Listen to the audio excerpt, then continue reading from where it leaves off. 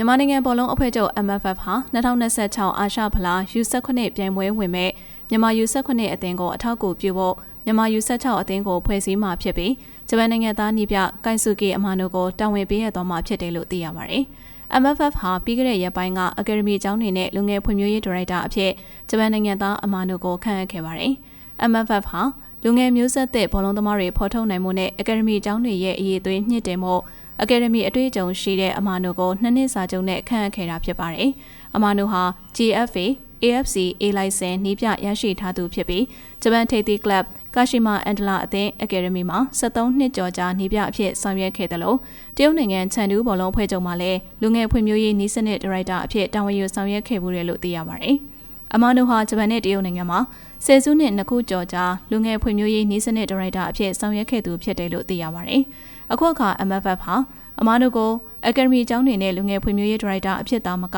မြန်မာ U16 အသင်းရဲ့နီးပြချုပ်ရာထူးကိုပါပိုရဲတာဝန်ပေးရသွားမှာဖြစ်တယ်လို့သိရပါတယ်။ဒါ့အပြင်ပြီးခဲ့တဲ့2025ထိုင်းစီဂိမ်းစ်ပြိုင်ပွဲဝင်မြန်မာ U22 အသင်းရဲ့အုပ်ချုပ်သူဦးစိုးမြတ်မင်းကိုလည်းမြန်မာ U16 အသင်းရဲ့အုပ်ချုပ်သူအဖြစ်တာဝန်ပေးရသွားမှာဖြစ်တယ်လို့သိရပါတယ်